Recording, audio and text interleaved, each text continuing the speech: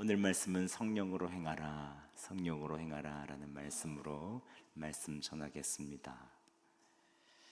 지난주 우리는 성령을 따라 행하면 육체의 욕심을 이루지 않는 것에 대해서 말씀을 전했고, 또 성령은 예수님의 영이시기 때문에 성령을 따라 살면 우리 안에 예수 그리스도의 성품인 성령의 열매가 맺힌다라는 것을 말씀을 드렸습니다.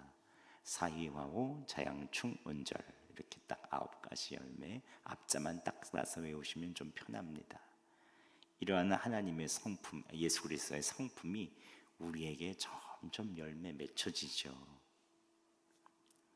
그런데 오늘 사도 바울은 우리가 성령의 열매를 맺는 삶을 살 뿐만 아니라 매일 삶 속에서 성령을 따라 행하는 그러한 것이 중요함을 강조합니다. 함께 갈라디아서 5장 25절과 26절 말씀 다시 한번 봉독해 보겠습니다. 시작. 만일 우리가 성령으로 살면 또한 성령으로 행할지니 헛된 영광을 구하여 서로 노엽게 하거나 서로 투기하지 말지니라. 아멘. 성령으로 행한다는 것의 반대는 무엇입니까? 성령으로 행하는 것을 알려면 성령으로 행하는 것의 반대를 알 필요가 있습니다. 오늘 이렇게 나와 있습니다. 헛된 영광을 구하여 서로 노엽게 하거나 서로 투기하는 것을 말하죠. 성령을 행하는 것과 반대로 행하는 것이 바로 이것이라는 것이죠. 그럼 헛된 영광을 구하는 것은 무엇입니까? 헛된 영광이란 헬라어로 케노독시아라고 하는데, 이 말은 나를 위하여 명예를 얻기 위해 집착하거나, 즉 나를 드러내기 위해서, 명예를 얻기 위해서 집착하거나, 외적인 성공을 얻어 다른 사람들의 칭찬과 존경을 얻기를 갈망하는 것을 말합니다. 즉 내가 드러나고 다른 사람의 인정과 다른 사람의 칭찬을 받기 원하는 것이죠. 이게 바로 헛된 영광이라는 것입니다. 여러분, 높은 자리에, 근데 한번 생각해 보시죠. 높은 자리에 오르면, 명예를 정말로 가지면, 돈을 많이 벌면 칭찬과 존경이 따라옵니까? 저는 요즘에 우리나라 대통령을 보기만 해도 어떻게 해서든지 대통령이 오르고 자기의 영광을 추구하다가, 우리나라 대통령의 역사를 보면 임기를 마치고 나서 감옥에 가든지 탄핵을 당하든지 독재자라고 역사에서 비난을 받든지, 헛된 영광을 위해서 사는 사람들의 진짜 많은 비참한 마지막을 봤습니다. 헛된 영광의 특징은 무엇입니까? 외적인 인정을 굉장히 중요시하고 남들과 비교합니다. 내가 사람들에게 칭찬받기 위해서 애쓰고 나의 성공과 다른 사람의 성공을 꼭 비교하죠. 내가 이만큼 했고 이만큼 수고하고 이만큼 봉사했는데 왜 나를 못 알아주지? 불만을 가지거나 다른 사람과 비교하고, 저 사람은 저렇게 잘해줬는데 왜 나한텐 이래? 경쟁하고 시기하고 질투하는 것입니다. 그래서 오늘 이렇게 말합니다. 헛된 영광을 구하여 서로 노엽게 하거나 서로 투기하는 것을 말한다 라고, 서로 투기하지 말지니라 라고 말하죠. 헛된 영광을 구하면 서로 노엽게 할 때가 많은 것입니다. 왜 내 것을 자꾸 주장하니까, 왜 그러냐? 화가 나죠. 서로 질투하게 되는 것이죠. 헛된 영광의 특징은 또 무엇입니까? 자기중심적입니다. 헛된 영광에 사로잡히면 하나님의 영광이 아닌 내 영광에 집착하죠. 이로 인해 교만이 생기고 타인보다 나아야 되고 타인과의 관계가 깨어지기 쉽습니다. 그러면 점점점 교만하다 보면 하나님과의 관계도 멀어지고 내적으로 메말라집니다. 사단이 항상 그걸 노리죠. 사단에 있어서의 가장 큰 핵심적인 사단의 성질이 뭐죠? 교만입니다. 하나님보다 높아지려고 하는 것이죠. 사단에 사로잡혔다라는 것은 뭔가 하면 내가 우월하다, 내가 교만하다, 내가 있는 교만이 가득 차 있는 것을 말하죠. 내가 없었으면 안 돼, 나는 과거에 이런 것이 있었어, 나의 업적을 자랑하죠. 그렇기 때문에 성령의 열매가 맺히기가 어려운 것입니다. 그렇다면 오늘 성령으로 행하는 것은 무엇입니까? 헛된 영광과 다른 길을 가는 것이죠. 즉 하나님의 영광을 추구하는 것입니다. 여기서 성령으로 행하는 첫 번째를 알 수 있습니다. 첫 번째는 하나님의 영광을 구하는 것입니다. 성령으로 행한다는 것은 하나님의 영광을 추구하는 것이죠. 하나님의 영광을 추구하면 나의 계획, 나의 뜻보다 하나님의 뜻을 우선시합니다. 예를 들어 직장에서도 승진을 목표로 하기보다, 나이가 드러나기보다 정직하게 일하며 하나님께 영광을 돌리는 태도로 일하기를 원하죠. 하나님께서 무엇을 원하시는지를 구합니다. 또 하나님의 영광을 구하는 사람은 주어진 것에 만족하고 감사하죠. 헛된 영광을 구하는 사람은 나 자신을 높이려고 하거나 나의 속해 있는 것을 높이려고 합니다. 내 자식들이 높아지기를 원합니다. 내 자식들이 잘 되기를 원합니다. 물론 부모가 자식 잘 되기 바라는 것이 나쁩니까? 당연히 그래야죠.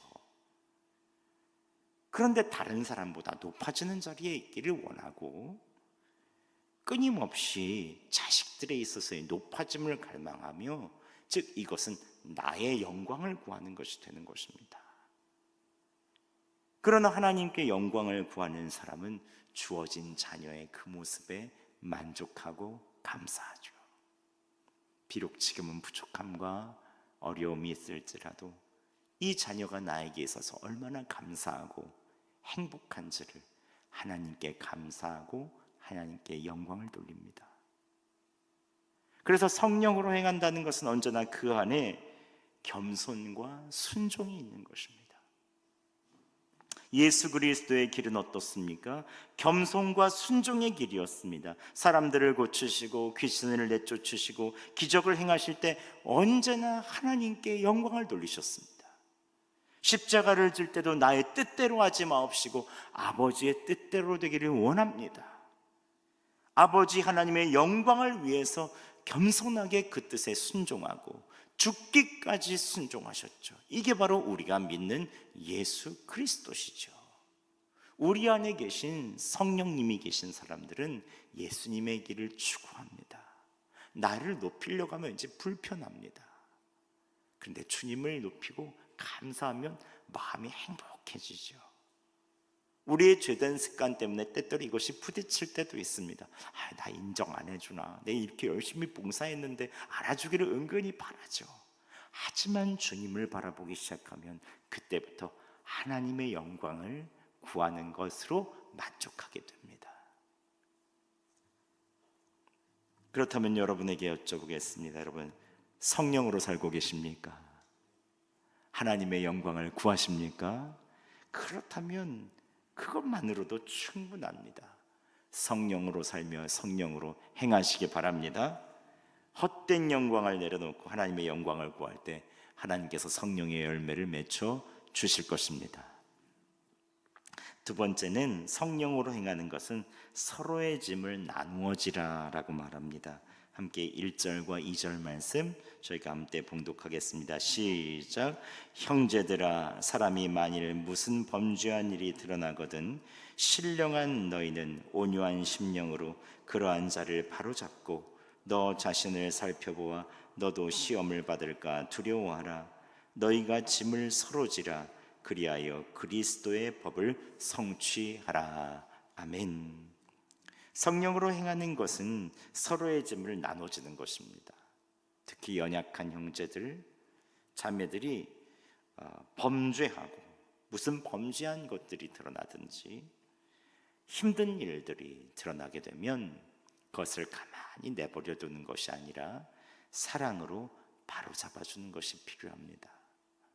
정죄하거나 혼내는 것이 아니라 사랑으로 바로잡아주는 것입니다. 이것은 형제와 자매의 죄와 허물을 함께 지라는 것입니다. 우리는 형제 자매의 죄나 여러 가지 허물들이 보일 때 그냥 놔둘 수 있죠. 또 그냥 용납한다는 마음으로 그냥 가만히 두고 있을 수 있습니다. 하지만 그리스도의 법은 무엇입니까? 오늘 바울은 그리하여 그리스도의 법을 성취하라고 얘기하죠. 그리스도의 법은 무엇입니까? 서로 너희가 이런 짐을 지고 그리스도의 법을 성취하라고 하죠. 예수님께서 제자들에게 십자가를 지시기 전 말씀하시죠. 세 계명을 너희에게 주노니 너희 서로 사랑하라. 내가 너희를 사랑한 것 같이 너희도 서로 사랑하라 라고 말씀하시죠. 예수님의 계명은 명확합니다. 결국 사랑이죠. 사랑. 우리가 사랑하게 되면 이 사람을 용납할 수도 있지만 그 죄를 같이 나눠주면서 그 사람을 고쳐줄 수도 있는 것입니다. 사랑하면 안아줄 수도 있죠. 그러나 사랑하면 회초리도 들 수가 있는 것입니다. 가장 중요한 것은 그 마음속에 무엇이 있느냐는 것입니다. 사랑이 있으면 되는 것입니다. 사랑으로 행하는 것이 곧 성령의 일인 것이죠. 그러면 그 공동체는 기쁨도 나눠줄 수 있고 슬픔도 나눠줄 수 있고 아픔도 함께 할 수 있는 것입니다. 예수님께서는 사랑하셨기에 배신하는 제자들을 용서하실 수 있으셨습니다. 그런데 또 한편 예수님께서는 자기 백성을 사랑하셨기에 바리새인들을 혼내실 수도 있었죠. 변치 않으려고 하는 그 바리새인들을 보면서 이 독사의 자식들 하면서 그 마음속에 있는 사단의 역사들이 빠져버리고 오직 마음을 부드럽게 하여 하나님과 친밀한 관계를 맺기 원하셨던 것입니다. 예수님께서는 사랑하셨기에 허리에 수건을 들으시고 배신하는 제자들의 있는 발을 씻어 주실 수 있었죠. 또 예수님께서는 우리를 사랑하셨기에 십자가에서 변명하지 않으시고 침묵하며 누가 무슨 얘기를 하든지 조롱하든지 그냥 그 길을 묵묵하게 가는 것입니다. 이 모든 것이 예수님의 사랑의 행위였죠. 예수님께서는 세 계명을 본인 당신이 이루셨습니다. 여러분, 모든 것을 사랑으로 결정하시기 바랍니다. 형제자매의 짐을 나눠 지시기 바랍니다. 좋은 것이든지 안 좋은 것이든지 함께 지시기 바랍니다. 우리가 매일마다 중보기도하는 이유는 무엇입니까? 병든 분들, 힘드신 분들, 어려우신 분들의 짐을 함께 나눠주기 위해서 우리가 기도하는 것입니다. 오늘 여러분 성령으로 짐을 질 때 그것으로 충분합니다. 하나님께서 여러분에게 성령의 길을 가게 해주시기를 바랍니다. 마지막으로 여러분 성령으로 행하는 것은 무엇일까요? 선을 행하며 낙심하지 않는 것입니다. 함께 갈라디아서 6장 9절 말씀 함께 봉독하겠습니다. 시작. 우리가 선을 행하되 낙심하지 말지니 포기하지 아니하면 때가 이름에 거두리라. 아멘. 우리가 선을 행하다 보면 낙심하게 될 때가 있죠. 누군가를 돕거나 교회에서 봉사하다 보면 누구도 반응이 없을 때 실망이 찾아올 때가 있습니다. 특별히 이것은 부모들이 사춘기 자녀들을 키울 때 이런 마음들이 들 때가 있죠. 계속해서 사랑으로 돌봐주고 감싸주고 하려고 하는데 아무런 반응도 없고 오히려 오는 반응이 날카로운 반응이 올 때 우리는 낙심하거나 때때로는 포기하고 싶을 때도 있습니다. 그런데 결코 그럴 수 없죠. 내 자녀이기 때문에 그렇습니다. 이것도 마찬가지입니다. 우리에게 있어서도 교회에서 반응이 없는 것만으로도 괜찮은데 오히려 선한 마음으로 하는 일들에 대해서 도와주지는 않을 망정 뒤에서 이랬다 저랬다 할 때 우리는 참 마음에 힘이 들 때가 있죠. 기도하며 열심히 행했지만 변화나 응답이 없이 결과가 더디게 나타날 때도 우리는 지쳐가며 그것을 포기하고 싶어질 때가 있습니다. 예를 들어서 전도할 사람을 위해서 기도하고 반찬도 나누어 주며 계속해서 마음을 쏟았지만 미동도 보이지 않을 때 우리는 실망할 수 있습니다. 선을 행하다 보면 또한 주변 사람들이 모두 다 이기적이고 나만 그런 건가? 내가 너무 누얀을 떠는 건가? 이런 생각을 할 때가 있습니다. 악한 현실들과 유혹들이 계속해서 내 옆에 있을 때 오히려 악을 행하는 사람들, 열심히 자기만을 추구하는 사람들이 오히려 성공하는 것처럼 보일 때가 있죠. 그러면 은근히 낙심이 됩니다. 내가 저렇게 가야 되는 건가? 나만 이상한 건가? 그런데 오늘 하나님께서는 사도 바울을 통해서 이렇게 말씀하십니다. 선을 행하다가 낙심하지 말라, 포기하지 말라 라고 말씀하십니다. 포기하지 않고 계속해서 성령 안에서 선을 행하다 보면 반드시 열매를 거둔다는 것입니다. 꼭 세상의 가치가 아닌 하나님의 뜻을 따라 선한 일을 하다 보면 반드시 영적인 열매를 거둘 때가 있는 것이죠. 특별히 8절에 이렇게 말합니다. 성령으로부터 영생을 거둔다라고 말합니다. 영생이란 무엇입니까? 영원한 생명, 즉 하나님과 영원토록 나누게 되는 깊은 사랑의 교제를 말하죠. 그렇다면 어떻게 하면 끝까지 선을 행할 수 있는 것입니까? 먼저 함께하는 것이 중요합니다. 6절 말씀 우리가 함께 봉독하겠습니다. 시작. 가르침을 받는 자는 말씀을 가르치는 자와 모든 좋은 것을 함께 하라. 아멘. 모든 좋은 것이라는 것은 무엇입니까? 가르치는 자와 가르침을 받는 자가 말씀을 통해서 성령님께서 깨우쳐 주시는 것들, 예를 들면 예배나 봉사, 선교, 나눔, 그리고 성경에서 깨닫게 해주시는 오늘 우리에게 주시는 교훈들을 함께 할 수 있는 것입니다. 가르치는 자와 배우는 자가 함께 하는 것이죠.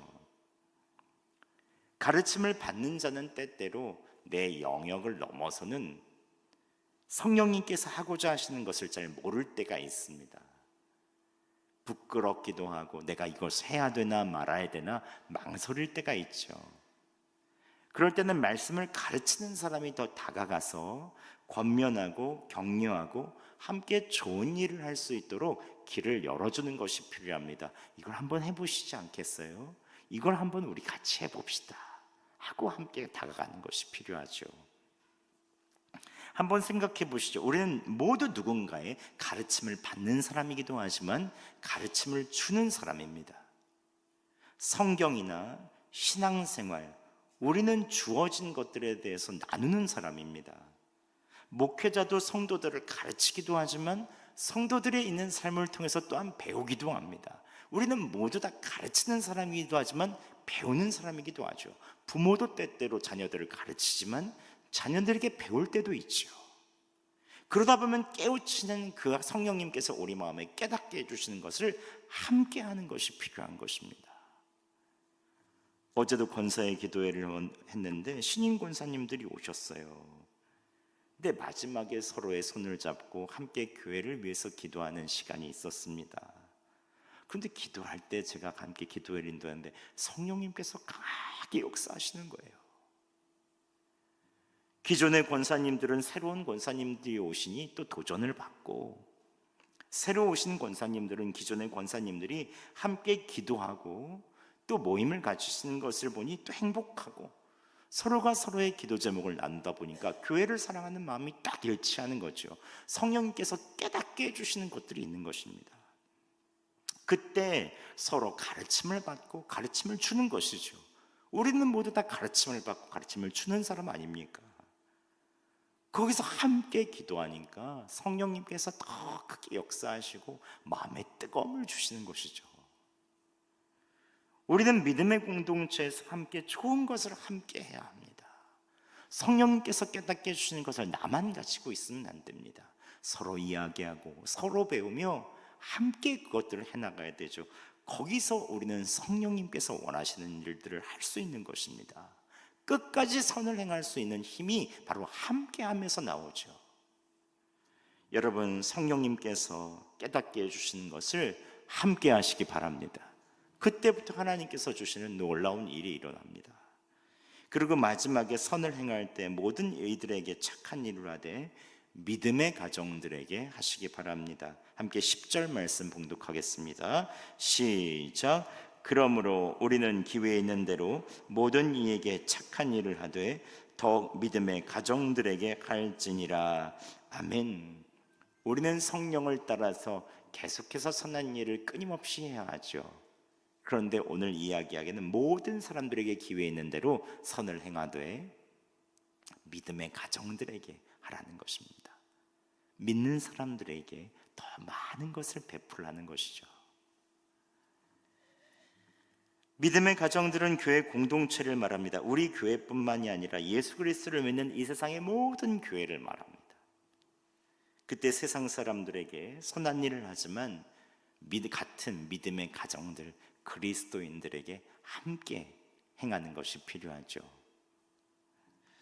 얼마 전 쉬는 날 제가 아내와 함께 낭도에 간 적이 있었습니다. 낭도에서 우리 교회 오신 분들도 계시고 또 낭도하면 굉장히 또 친근감이 들더라고요. 그래서 제가 낭도에 한번 가봐야겠다. 낭도에서 한번 좀 이렇게 보면서 좀 기도도 하고 거기 음식점에서 음식도 좀 팔아주고 딴 데서 하는 것보다 낭도를 가자 해서 이제 제 아내랑 낭도를 갔습니다. 거기서 한 음식점에서 갔는데 그 음식점 주인께서 저에게 음식을 내어줄 때만 해도 얼굴이 이러시는 거예요. 예. 너무 피곤해 지쳐 있는 것 같고 좀 이렇게 이러세요. 제가 이렇게 슬슬 잘 물어보잖아요. 제가 살살살 물어보니까 점심에 손님이 너무 많이 왔다는 거예요. 그래서 많이 피곤하셔요. 그래서 제가 이제 먼저 아는 척을 했죠. 제 교회를 다니는데 낭도에 우리 교회 다니시는 분들이 계시다. 그러니까 누구냐는 거예요. 낭도에 누구 있다. 그분 저기 사는데. 그리고 또 낭도에 분 그분 저기 산다. 그러면서 이게 낭도하니까 또 엄청 또 통하는 거예요. 또 이분이 또 얘기하시면 자기가 고향이 고흥이라는 거예요. 고흥, 우리 교회도 고흥분이 계시다. 성씨 누구누구 하니까 내가 그분이시다 하니까 그분 내 안다. 이렇게 하시면서 또 서로 얘기가 막 통한 거죠. 그런데 이분이 또 그러면서 나도 교회 다닌다 하면서 서로 이제 같이 교회 다니는 성도라는 것을 알게 된 것이죠. 제가 목사라는 것은 이게 알릴까 말까 하다가 그냥 지나가면서 얘기했어요. 근데 같은 교회를 다니지도 않잖아요. 같은 마을에 살지도 않잖아요. 근데 서로 믿는 사람이라는 것만 해도 얼마나 얼굴이 환해지든지요. 하루에 있어서에는 모든 피곤이 가득했을 때 우리가 그분들의 이야기를 들어주고 그분들에 있어서 계속 저희들에게 얘기하고 싶은 것 같았어요. 그래서 자기 아들이 목회하는데 지금 제주도에서 목회하는데 목회를 너무 잘한다 그러면서 그렇게 자랑하시고 또 손님이 다 나가도 저희 둘을 붙잡고 계속 말씀을 하시는 거예요. 예. 저희도 왜 일정이 없겠습니까? 하지만 믿는 분이라고 하는데 오늘 그렇게 피곤하고 힘들었다고 하는데 제가 이야기를 잘 들어드렸죠. 둘이서 같이. 근데 그것만으로도 그분의 얼굴이 우리가 나갈 때 환해지는 거예요. 저는 이런 생각이 들었습니다. 믿음의 가정들에게는 함께 해주는 것만으로도 힘이 되는구나. 이야기를 들어주는 것만으로도 믿음의 가정들이 함께, 그러니까 얼굴도 몰라요. 같은 교회도 아니에요. 같은 마을 사람도 아니에요. 그런데도 그 믿음의 이야기들을 함께 들어줄 때 그것만으로도 행복한 것입니다. 하물며 성령님께서 말씀하실 때 믿음의 가정을 위해서 기도하고 함께 서로 만났을 때 서로 도와준다면 얼마나 큰 힘이 되겠습니까? 여러분, 성령으로 행하는 것은 그렇게 거창한 것이 아닙니다. 낙심하지 말고, 포기하지 말고, 주변의 사람들과 함께 만나고 이야기도 들어주면서 함께 기도하고 시간을 보내며 서로 격려해 주는 것, 이거 하나만으로도 큰 힘과 능력들이 상대방에 전해지는 것입니다. 내 힘으로 하려고 하면 힘드니까 그냥 성령님께서 마음속에 하라는 것들을 잘 순종하고, 주님 어떻게 하면 좋을까요? 하는 대로만, 멀리도 아니고 내일도 아니고 어제 내가 한 것도 아닙니다. 오늘 지금 성령께서 말하는 것들을 순종하고, 그냥 내가 오늘 하고 싶은 나에게 말씀하신 선한 일을 그냥 순종하기만 하면 되는 것입니다. 그것으로 하나님께 영광 돌리며 감사하면 그것으로 충분한 거죠. 예수님의 삶은 어떠셨습니까? 예수님은 선을 행하셨습니다. 그런데 예수님은 알아주는 사람이 있었나요? 제자들은 배반하고 무리들은 폭도로 바뀌고 모두 비난하고 조롱하며 십자가에 못 박으라고 소리쳤죠.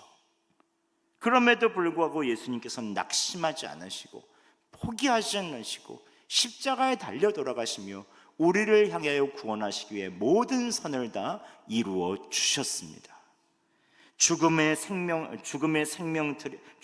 틀인 그 십자가에 그리스도의 자신의 생명을 못 박으시며 우리를 그대로 안아주시고 끝까지 선을 행하여 주셨죠. 자신의 생명을 십자가 위에 심으셨습니다. 이것으로 인해 우리가 영생을 얻게 됐고 생명을 얻게 된 것이죠.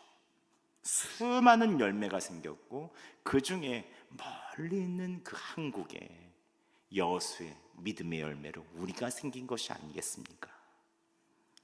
오늘의 말씀을 맺겠습니다.